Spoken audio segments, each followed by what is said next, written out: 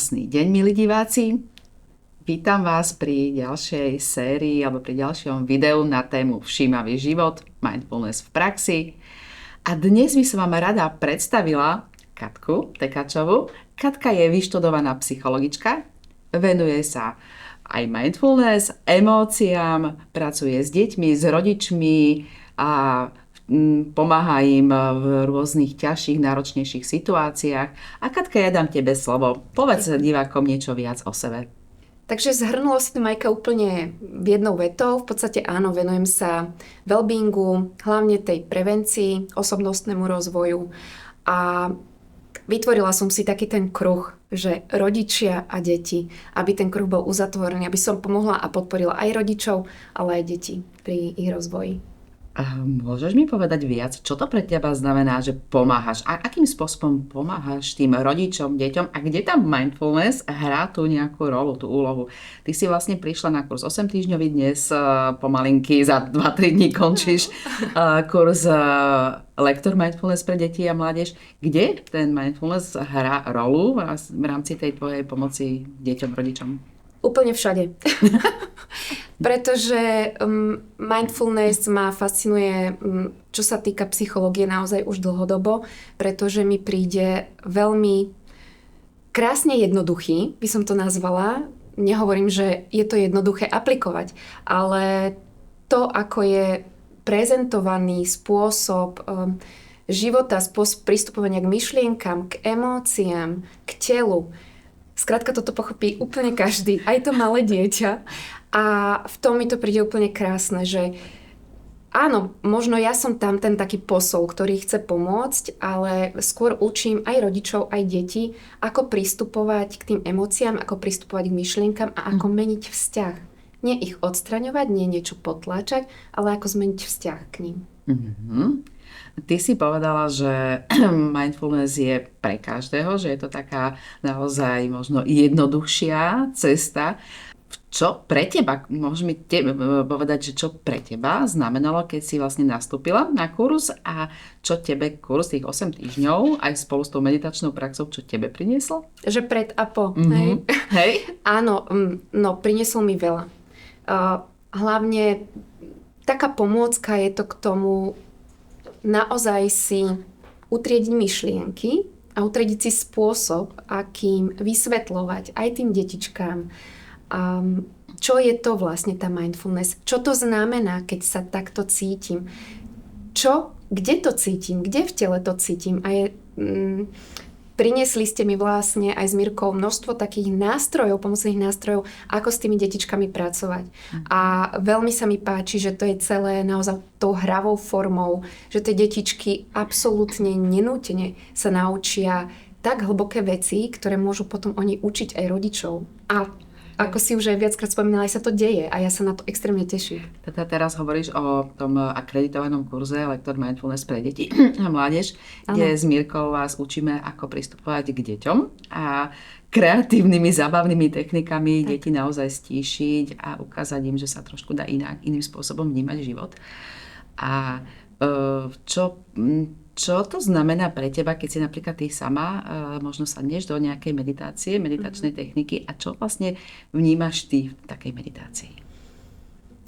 Ja napríklad ti poviem môj aha moment, keď ja som začala viac pracovať s mindfulness a musím povedať, že to bolo iróniou a podľa mňa veľa ľudí môže skoznúť práve do toho naozajstného už učenia a otvorenia sa tomu mindfulness v situáciách, kedy sa cítia najťažšie. A u mňa to prišlo, keď som mala malinké detičky. Keď mali moje deti, moji chlapci, 3 a 1 rok. A ja si doteraz pamätám, že ja som sa dostala už do takého stavu, že som si myslela, že sa zbláznim. Aj psychológ sa dokáže cítiť takto? Lebo každý si myslí, že keď je niekto psychológ, tak vie sa postarať o seba úplne super. No, čiže je to úplne prirodzené, hej? Bohužiaľ, tieto predsudky tam sú a nie je to jednoduché pre nás psychologov potom tým ľuďom vysvetľovať, že sme len každý jeden človek a že to prijatie, že aj ja môžem robiť chyby, aj mne sa môže toto stať, tak samozrejme stalo sa to aj mne a tam som si uvedomila, že naozaj som si podala takú tú stopku, že takto ďalej nie a To je to, že začnem od seba, začnem pracovať na sebe. A to bol môj aha moment, že ten pokoj, ktorý som chcela vnútorne dosiahnuť, som stále hľadala zvonka. Niekde. A našla si ho vnútri? A hľadala som ho vnútri. A každý deň ho objavujem viac a viac. Myslím si, že som na ceste, ktorá neviem, kedy skončí, podľa mňa neskončí, až keď skončím ja. Definitívne. Máme tu účastníka nášho videa.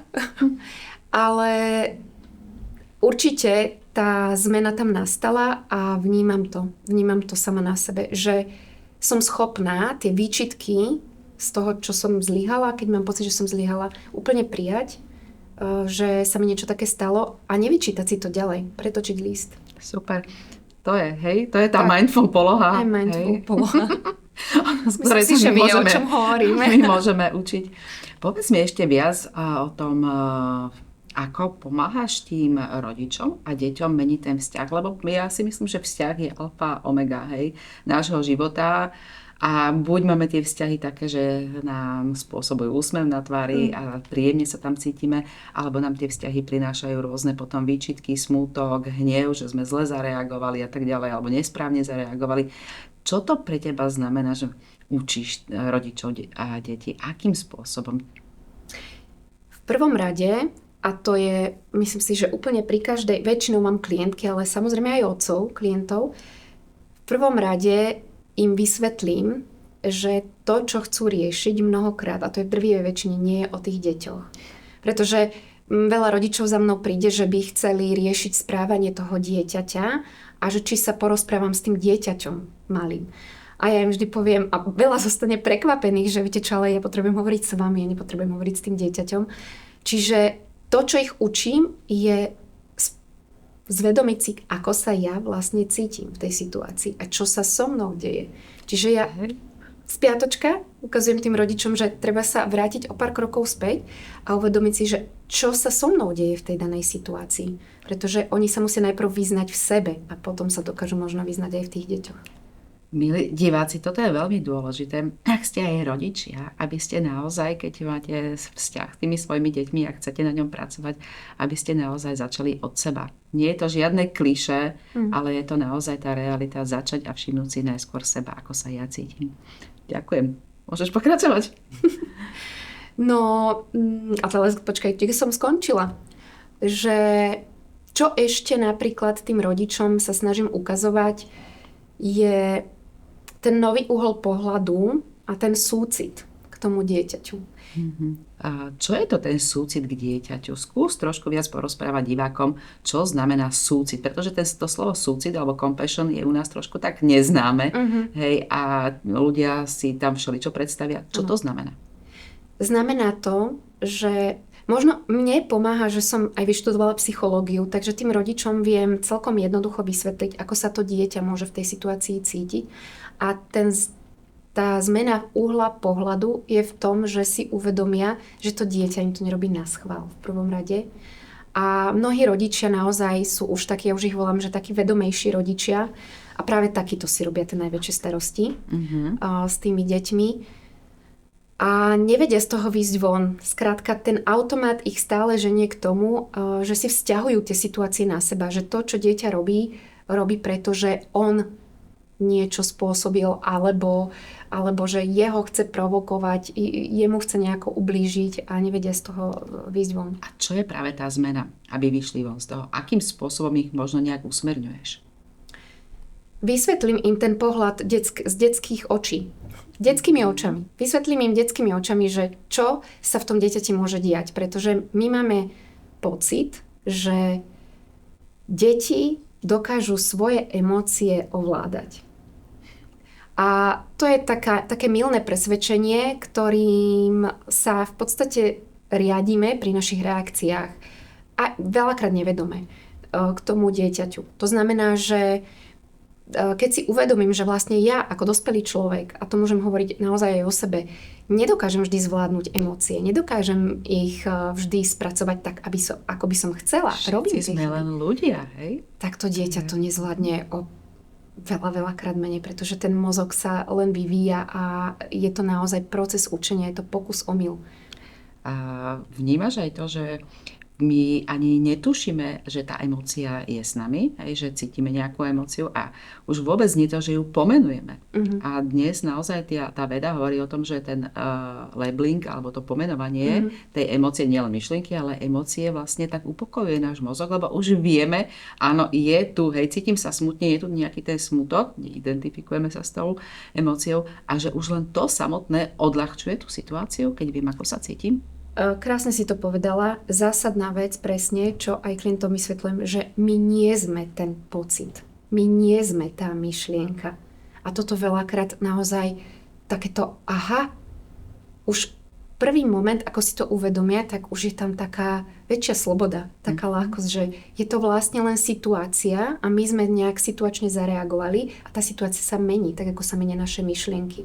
My sme ten pozorovateľ, my to len pozorujeme. Presne, a môžeme reagovať tak, alebo onak, aj podľa toho, ako na tej vedomej úrovni si to schválime, alebo sa rozhodneme reagovať. Alebo vôbec nereagovať. Aj to je možno niekedy, že nereagovať. Aj to je pre divákov, alebo pre ľudí dosť taká náročná téma nereagovať. Hej, to je veľmi ťažké. Hej, lebo potrebujeme mať na všetko tú reakciu. Áno, my okamžite, skrátka máme, to je ten automat, že nás to ženie do okamžitej reakcie, že ja to musím vyriešiť, ale že hneď, okamžite.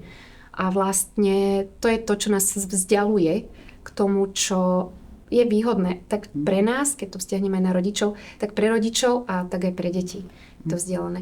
A k tým emóciám by som povedala ešte to, že ja pracujem aj s emočným kolesom. Ja som si ho poupravila podľa najnovších informácií a dostupných informácií o množstve emócií od Glorie Wilcox. A to emočné koleso je plné emócií a len 1/4 je pozitívnych. 3 ďalšie štvrtiny sú negatívne. A čo to znamená? No asi to neznamená to, že my ich máme všetky potláčať. Že my si dokážeme aj tú prítomnosť toho prítomného okamžiku a tú radosť alebo vďačnosť alebo čokoľvek príjemné si dokážeme viac užiť a dokážeme precítiť aj ten zbytok tých emócií. Určite. Vlastne sa učíme aj v rámci meditačných techník, lebo tie meditácie sú civilné a uvedomenie si toho, čo sa deje, že v tej jednej ruke je tá nepríjemná emócia s tým nepríjemným pocitom, ale tu je vždy aj niečo príjemné. Presne tak. A čo ja vnímam naozaj aj ja na tých kurzoch a ty možno rovnako ako psychoterapeut alebo psychológ, vnímaš, že ľudia skôr si uvedomujú tie negatívne alebo nepríjemné emócie a pocity. To vieme hneď pomenovať, to vieme sa o tom rozprávať, ale keď sa niekoho spýtam, že čo ste si dnes všimli, čo vás potešilo, tak zrazu je ticho alebo nič.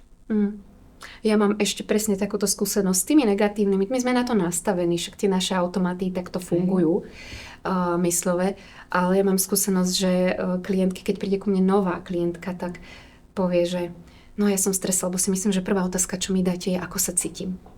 Ako keby to malo byť niečo, tak toto nie. A ďalšia vec, čo možno my sa učíme v rámci kurzu, že akokoľvek sa cítim je správne a akokoľvek to pomenujem je správne, že sa nejdeme niekde teraz do nejakých tabuliek, že toto je emócia, toto je nejaký pocit a toto už nie je pocit. Proste akokoľvek sa cítim, možno pri tých deťoch, keď povedia, áno, cítim tu nejakú hrudku, nejaký kameň, všetko je v poriadku, dokáza to proste nejakým spôsobom pomenovať. A to je podľa mňa to, že to už je vlastne to uvedomenie si s tou otázkou, a čo teraz môžem pre seba spraviť? S láskavosťou. Presne tak. A toto je niečo, čo som ja pochopila v tom stave, keď som bola v tom najťažšom, že ja skrátka musím uvoľniť seba, uvoľniť to pnutie, ten tlak, ktorý na seba vyvíjam a len tak som oslobodená od toho, čo si sama vytváram a potom viem fungovať normálne. Ja ti teraz preruším a keď hovoríš o tom tlaku, ja som ukázala, milí diváci, skúste zavrieť oči, teraz to je sekundová záležitosť, skúste zavrieť oči a skúste si všimnúť, uvedomiť, je to telo také, že uvoľnené, alebo je také stiahnuté v takom napätí. Už to je ten prvý moment toho, že sa učíme pracovať so sebou, pretože keď je to telo stiahnuté, tak ten autopilot má väčšiu šancu s nami robiť to, čo sa mu zachce. A keď to telo uvoľníme, tak dokážeme viac používať tú vedomú časť mozgu. Presne tak. Katka, ja by som ešte možno na záver sa ťa spýtala, keďže my sa ukotvujeme v zmysloch, nie len v dýchu, ale aj v zmysloch, A jeden z tých zmyslov je aj čuch.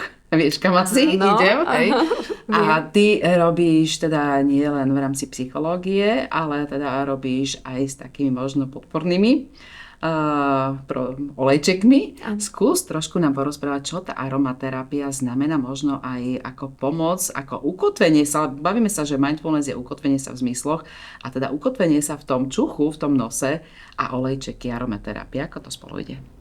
Dokonale.